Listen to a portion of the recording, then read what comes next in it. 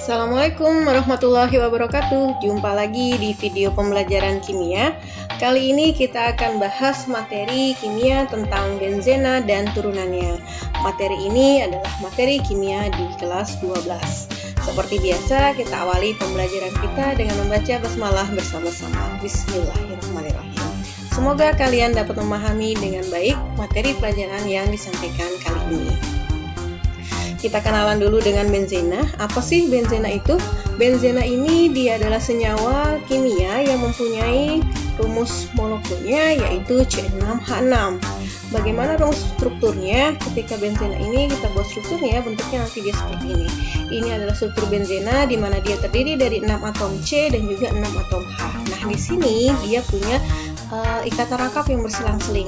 Ya, jadi kalau misalnya bedanya dengan sikloheksana, kalau sikloheksana tetap C-nya dia ada 6, berbentuk siklo juga segi 6, tapi dia tidak punya ikatan rangkap selang-seling seperti ini. Nah, kalau benzena dia C6, H6 punya ikatan rangkap yang berselang-seling atau 3 ikatan rangkap yang berkonjugasi. Nah, 3 ikatan rangkap ini dia dapat berpindah-pindah. Yang tadinya dia ada di sini dan di sini. Yang penting dia letaknya harus selang-seling ya. Nah, ini yang tadinya di sini dia bisa berpindah ke sebelah sini, yang ini nanti pindah ke sini, dan yang ini pun juga pindah ke sini. Jadi terbentuk ikatan seperti ini nantinya. Ya. Nah, karena ikatan rangkap ini bisa berpindah-pindah, makanya ini disebut sebagai dia dapat beresonansi. Nah, digambarkan juga struktur benzena dapat digambarkan juga seperti ini, segi 6, ada cincin di tengah. Ini menunjukkan bahwa dia punya ikatan rangkap yang berselang-seling. Bentuknya jadi bisa seperti ini atau bisa juga digambarkan dengan bentuk seperti ini. Yang penting dia bentuknya segi 6, ada ikatan rangkapnya selang-seling. Ya, tidak boleh ikatan rangkapnya berdekatan. Nah, struktur benzena ini juga dikenal dengan nama struktur Kekulé, sesuai dengan nama penemunya yaitu August Kekulé. Kita pelajari lagi tentang tata nama benzena dan turunannya. Tata nama benzena ini yang pertama kita akan belajar yaitu tentang benzena monosubstitusi. Yang kedua ada benzena disubstitusi, dan yang ketiga ada benzena polisubstitusi. Dan yang keempat nanti ada benzena sebagai substituen. Oke, jadi di sini ada asal katanya benzena semuanya sini semua. Karena kita belajar tentang benzena dan juga turunannya. Jadi ada kata mono, ada di, poli, dan juga nanti benzena juga sebagai substituen. Kita bahas dulu yang pertama yaitu tentang benzena monosubstitusi. Artinya nanti berarti di sini ada gugus benzena, struktur benzena yang mengikat satu substituen, karena mono artinya satu ya. Ya, seperti ini. Ini adalah salah satu contoh benzena monosubstitusi, di mana di sini ada benzena yang mengikat satu substituen. Ketika dia ada benzena mengikat CH3, atau ini kan disebutnya metil ya, kalian kenal ya, ini disebutlah sebagai senyawa metil benzena. Ini metilnya, ini dia benzenanya, atau dikenalnya lagi dengan nama toluena atau toluen sama. Selanjutnya, ketika ada benzena mengikat gugus OH, ini namanya dia menjadi hidroksi benzena atau dikenal dengan nama fenol. Selanjutnya ada benzena yang mengikat gugus Cl atau gugus halogen ini ya. Contohnya di sini Cl ya, yaitu namanya dia menjadi klorobenzena. Lalu ada yang mengikat NO2, berarti dia diberi nama nitrobenzena karena ada NO2 di sini. Nah, bedakan NO2 dengan NH2. Kalau NO2 namanya nitrobenzena, kalau NH2 namanya dia menjadi aminobenzena atau dikenal dengan nama anilin. Kemudian ada benzena, dia yang mengikat F. Ini disebut sebagai fluorobenzena. Nah, selanjutnya ada benzena yang mengikat gugus aldehid, ini disebut sebagai benzaldehida. Selanjutnya ada yang mengikat benzena yang mengikat asam karboksilat, disebutnya sebagai asam benzoat. Kemudian ada benzena yang mengikat SO3H, inilah disebut sebagai asam benzena sulfonat. Dan ada juga yang terakhir di sini ada benzena yang mengikat, di sini ada gugus, ada ikatan rangkap dua yang menunjukkan kalau dia adalah alkena ya. Dia di sini disebut sebagai vinyl benzena atau dikenal dengan nama styrene. Jadi kalian harus hafalkan dulu nih struktur-struktur benzena monosubstitusi. Ya, jadi dikenal dulu dari toluen, kemudian ada anilin, ya, ada fenol. Ini harus kalian hafal dulu. Selanjutnya ada benzena disubstitusi. ada kata di sini yang artinya berarti benzena mengikat dua substituen. Ada 3 jenis isomer benzena disubstitusi. Ya, yang pertama adalah orto atau yang disimbolkan dengan O. Orto ini ketika nanti posisi substituen pada atom C nomor 1 dan 2. Karena kan kita benzena ada 6 atom C ya. Jadi nanti kita cek dulu apakah C-nya nanti substituennya di C nomor 1, 2 atau di nomor yang lain. Ketika dia di nomor 1 dan 2, maka dia nanti disebutnya sebagai orto. Kemudian ada lagi meta yang diberi simbolnya adalah M. Ini ketika posisi substituennya nanti terikat pada atom C dengan nomor atom C-nya di nomor C1 dan 3. Terakhir ada para atau P, di mana di sini nanti posisi substituen pada atom C nomor 1 dan 4 ya. Jadi orto, meta, para. Orto 1, 2, M-nya 1, 3, P-nya adalah 1 dan 4. Kita langsung, di sini ada contohnya. Ini adalah benzena disubstituen karena ada 2 gugus atau 2 substituen yang terikat dalam benzena. Nah, nanti kita akan beri nama senyawa ini senyawa apa nih? Kita harus tentukan dulu seperti biasa, kita kasih nomor dulu. Nah, karena di sini dia gugus yang dikasih nama yaitu Cl. Kita mulai aja dari sini nih. Jadi nanti dia di sini nomor 1. Nah, kita bisa ke kanan atau bisa ke kiri tergantung nanti substituen selanjutnya diikat lebih dekat kemana. Kalau kita muter ke kanan, substituen selanjutnya berarti kan nomor 2. Tapi kalau kita muter ke kiri nanti ketemu dia 1, 2, 3, 4, 5, 6. Berarti kan kita cari yang lebih dekat aja. Ya, seperti biasa cari yang lebih dekat. Berarti ini adalah 2, kemudian ini 3, sini posisi C nomor 4, ini 5, dan ini adalah 6. Oke, dari sini berarti kita sudah tahu ada Cl-nya di nomor 1 dan nomor 2. Berarti ini bisa kita beri nama yaitu 1,2 dikloro karena dia ada Cl ini. Cl itu adalah kloro, kemudian karena ada 2 berarti diberi awalan diklorobenzena. Ini struktur benzenanya. Ya. Jadi namanya adalah 1,2 diklorobenzena atau tadi kita mau pakai awalan O, M atau P karena dia di sini adalah posisinya di C nomor 1 dan 2. Berarti ini bisa kita tuliskan juga namanya yaitu O diklorobenzena atau orto diklorobenzena. Oke, selanjutnya ketika ini dia ada struktur benzena, ada Cl lagi. Sekarang dia di sini 1, di bawah ada 1 ya. Nah, sekarang kita posisikan dia nomor 1 di sini. Ya, kita putar lagi dia ke kanan, ini nomor 2, 3, 4, 5, dan 6. Berarti sekarang posisi Cl-nya atau substituennya dia ada di C nomor 1 dan juga nomor 3. Berarti nama senyawa ini dia menjadi 1,3 diklorobenzena. Karena posisinya di C nomor 1 dan 3, berarti dia diberi nama awalan M atau meta diklorobenzena. Ya, selanjutnya ketika nanti dia bentuknya seperti ini, ada Cl di atas 1, di bawah dia juga 1 seperti ini. Ketika kita beri nomor, ini dari nomor 1 lagi. Ya, kita muter ke kanan, boleh ke kiri ya Bu? Boleh, karena dia sama aja ke kiri ke kanan, dia letaknya sama-sama di C nomor 1 dan juga C yang selanjutnya di nomor 4. Ya. Nah, berarti dia di sini kita beri nama yaitu 1,4 diklorobenzena. Nah, karena dia 1,4 kedudukannya, berarti dia disebutnya sebagai para diklorobenzena. Ya, jadi kalau orto posisinya di C nomor 1, 2, meta di C nomor 1 dan 3, dan P di posisi 1 dan 4. Atau lebih gampangnya seperti ini. Ketika dia letaknya berdekatan, tidak ada jeda, jadi ini berdekatan ya, langsung ya, itu berarti orto. Kalau dia jeda 1, berarti dia namanya meta. Kalau dia jedanya ada 2, berarti dia disebut sebagai para. Jadi bisa jadi nanti 1 Cl di sini, di C ini, 1 Cl lagi di sini. Berarti kan ini nanti dari sini ke sini dia jeda 2, 1, 2. Berarti dia juga disebut sebagai P diklorobenzena. Ya. Kalau dia tidak ada jeda, namanya adalah orto. Ketika dia ada jeda 1 C, berarti dia adalah meta. Ketika dia ada 2 jeda ya untuk bertemu dengan gugus substituen selanjutnya, berarti dia disebut sebagai para, atau para disebut sebagai yang letak paling terjauhnya. Seperti itu. Oke. Nah, jika 2 substituen yang diikat beda, bagaimana cara penamaannya?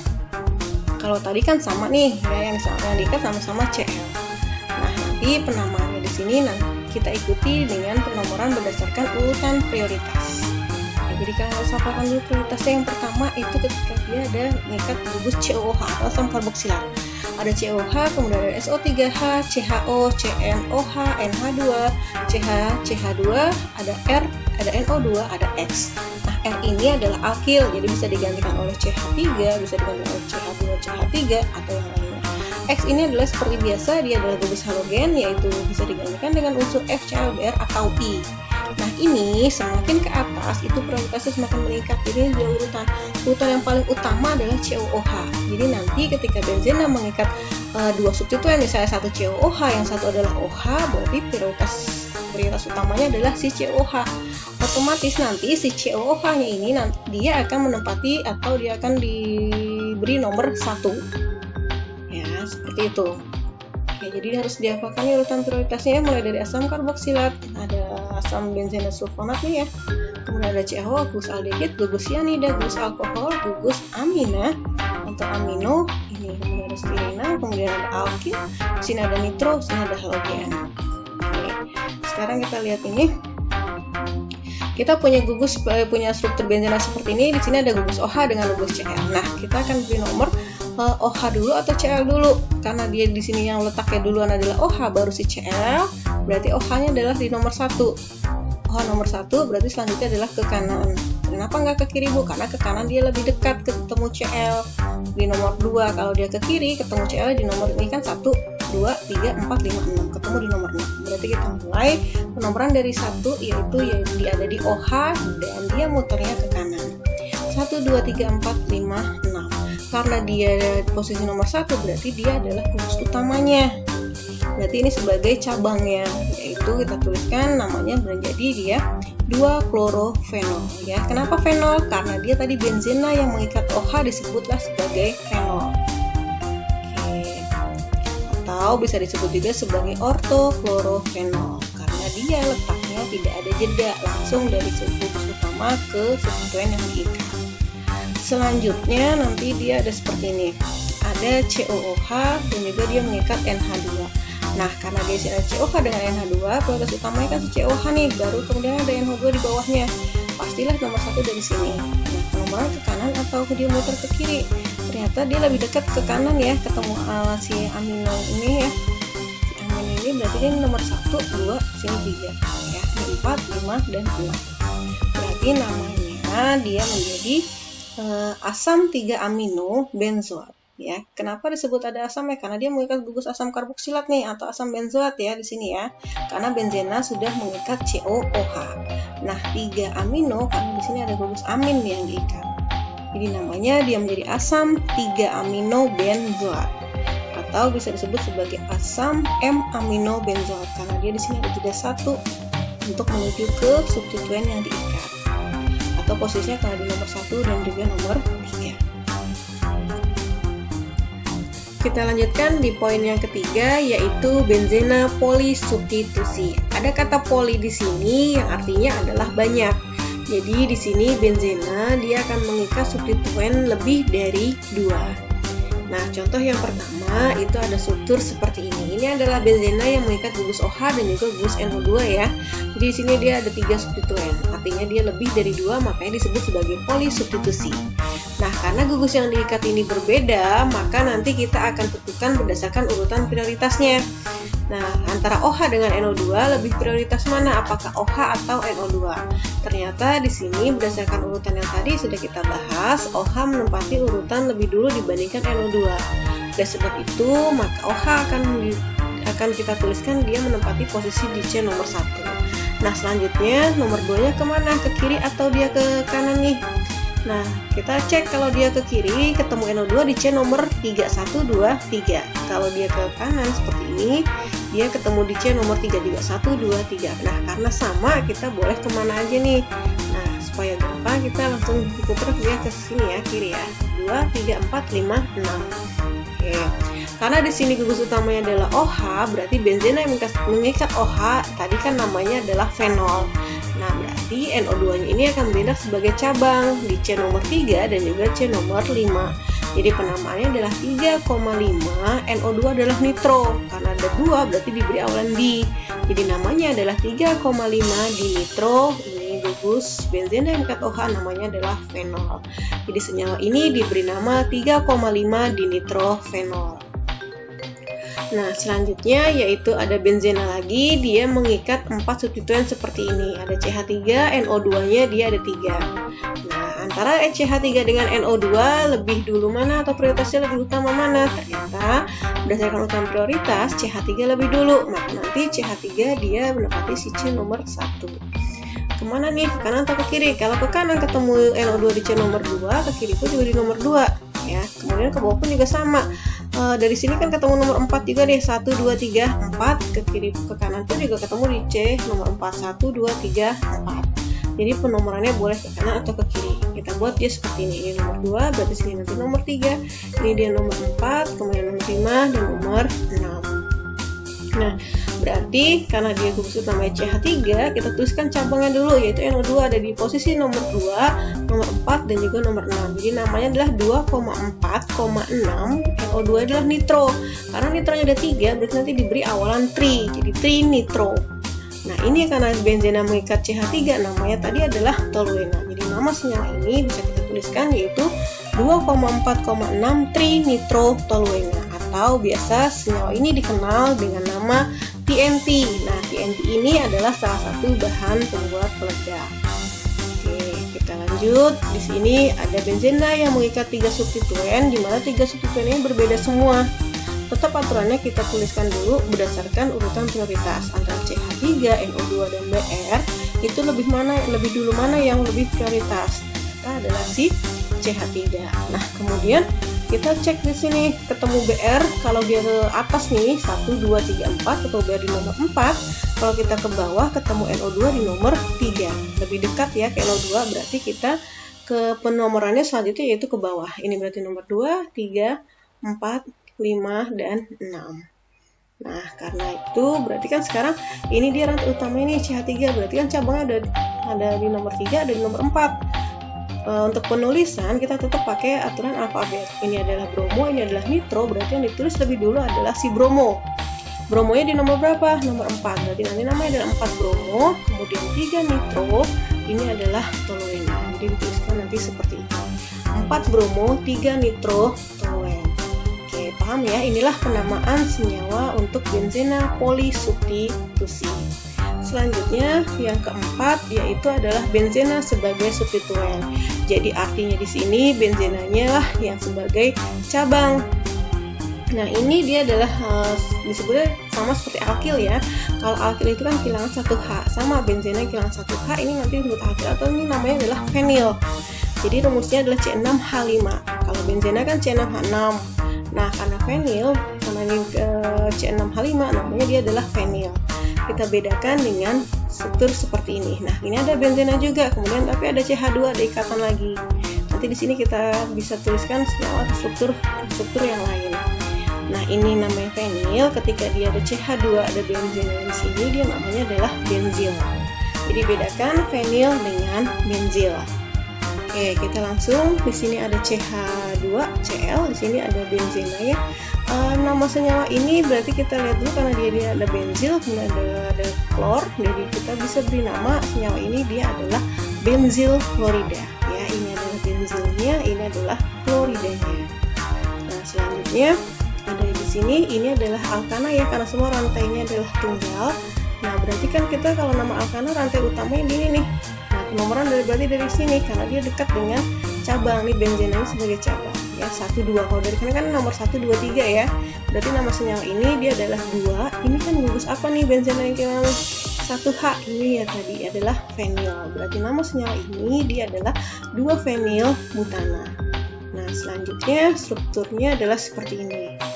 Ada benzena nih, gugus benzena dia yang diikat oleh alkana juga ya, CH, karena rantai utama semuanya ada, rantai nya adalah tunggal, tapi di sini ada gugus OH. Ya, berarti nanti di sini termasuknya adalah dia mengikat gugus alkohol. Nah, jadi di sini nomor 1, ini nomor 2, ini nomor 3, nomor 4 ada 4 atom C. Ini ada gugus OH di C nomor 1, ada gugus fenil ini ya. Ini fenil di C nomor 3. Jadi nama senyawa ini nanti adalah 3 fenil 1 butanol. Oke, seperti ini karena dia C-nya ada 4. Nah, selanjutnya ada struktur seperti ini. Di sini ada benzena yang mengikat CH2, kemudian mengikat lagi NH, ada CH2, ada CH3. Nama senyawa ini apa? Ini ada gugus NH, berarti dia gugus utamanya.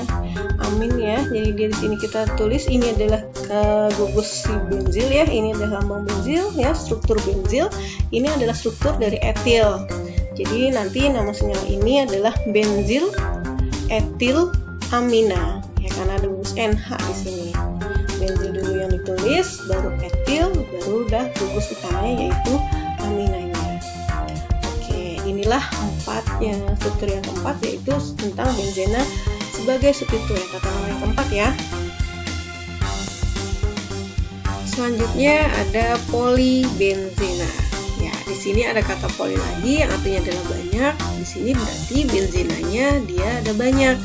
Jadi yang tadi kita pelajari adalah benzena yang cuma ada satu cincin. Sekarang polibenzena ini adalah gabungan dari beberapa cincin benzena. Contoh polibenzena yang pertama yaitu ketika ada dua cincin benzena bergabung.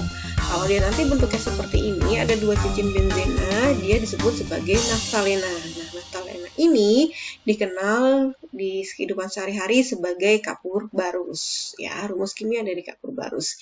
Kemudian ya kalau dia terdiri dari 3 cincin benzena seperti ini disebut sebagai antrasen ya. 3 benzena dia cincinnya lurus seperti ini. Kemudian ada lagi 3 benzena, bentuknya nanti dia seperti ini, dia disebutnya sebagai fenantrena. Inilah beberapa contoh dari polibenzena. Selain ini pun juga masih banyak contoh polibenzena yang lain. Ya, oke, sampai di sini perjumpaan kita sudah selesai pembahasan tentang benzena dan turunannya. Yang kita pelajari sekarang baru tata nama senyawanya ya. Kita jumpa lagi di video selanjutnya. Untuk mengakhiri pembelajaran kita ucapkan bersama-sama hamdalah, alhamdulillahirrahmanirrahim. Semoga kalian paham dengan materi yang dijelaskan kali ini. Oke, jumpa lagi di video pembelajaran selanjutnya. Terima kasih atas perhatiannya. Wassalamualaikum warahmatullahi wabarakatuh.